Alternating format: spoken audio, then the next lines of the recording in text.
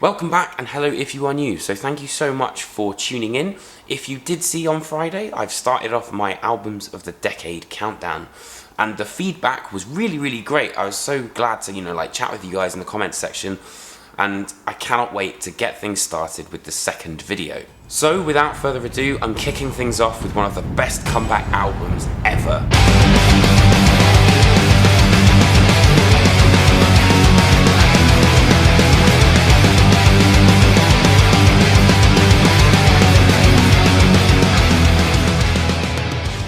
Following their disbanding, At the Gates were very much not really too sure what to do, and after multiple offers, of playing live, the band did reform, and there was a little bit of hope for those ardent death metal fans.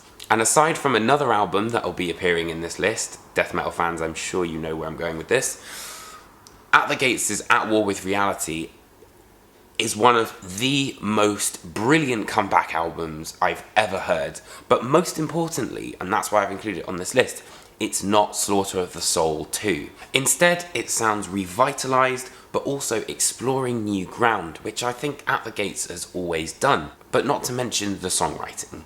I mean, the songwriting on this album is perfect. From the moment that you hear that introduction right up to the final section of The Night Eternal, it has this sense of being with you, and not only has a sense of power, but also that philosophy that At the Gates have really kind of embedded themselves in. Also, most importantly, they wrote it properly. They didn't half-ass it, they took the time, and it more than pays off.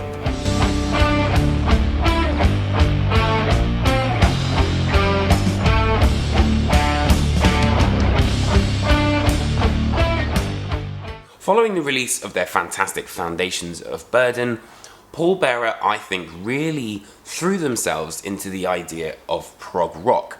And Heartless was a real kind of ode to Genesis, Gentle Giant, King Crimson, all of the classic 70s prog, but had this real sense of warmth to it. But most importantly for me, I think that it had this real sense of cinematic about it. Every time I listen to it, I'm kind of whisked away into this weird and wonderful world that Pallbearer inhabit. The songwriting is absolutely beautiful on this album. It's got all the right kind of peaks and valleys. But most importantly, as I said, it's the band venturing even further into that progressive rock territory. And if you haven't checked it out, I cannot recommend this one enough.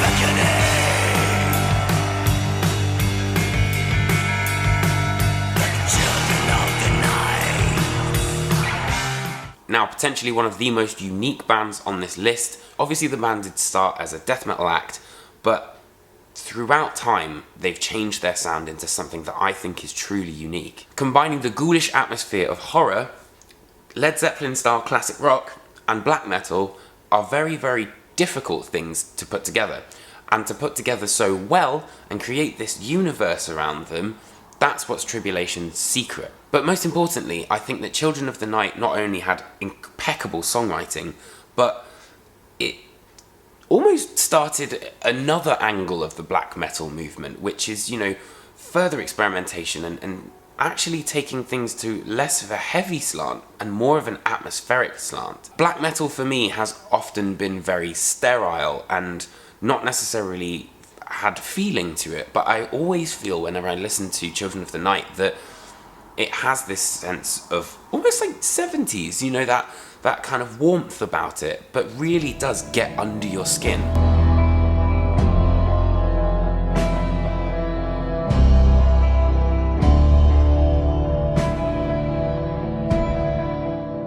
Now, on lucky number 7, Yob seemed to hit the big time. Clearing the Path to Ascend is, like many of these albums, just a fucking journey, man. Like, the only way I'm going to be able to say this without sounding like a massive stoner is that it really just takes you from the moment that you hear In Our Blood right up to the 20-minute marrow. It almost takes something with you. And I think, it's one of those albums where you can't really do anything else when you're listening to it, and you just have to absorb all of the psychedelic tendencies and progressive rock and sludge and doom, but they all combine it to create a perfect sound, which I think Yob were experimenting with right up until this album, and then this is where they truly found their sound. You know, The Unreal Never Lived, The Illusion of Motion were quite kind of boisterous and quite full on, as well as The Great Cessation. I think it was on the way that they would get to this sound, but it wasn't until Clearing the Path to Ascend that Yob truly found their identity, I think.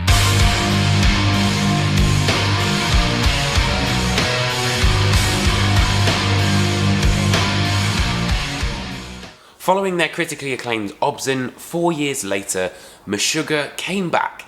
Up until then, Meshuga had very much been based around technicality and kind of speed. You know, Chaosphere was full of crazy riffs, Contradictions collapse, Destroy, Erase, Improve. Maybe they slowed things down a bit with Nothing, but Obzin was the pinnacle of all of this technicality. So for them to kind of pull things back completely, aside from The Demon's Name is Surveillance, still one of my favourite Meshuga songs of all time.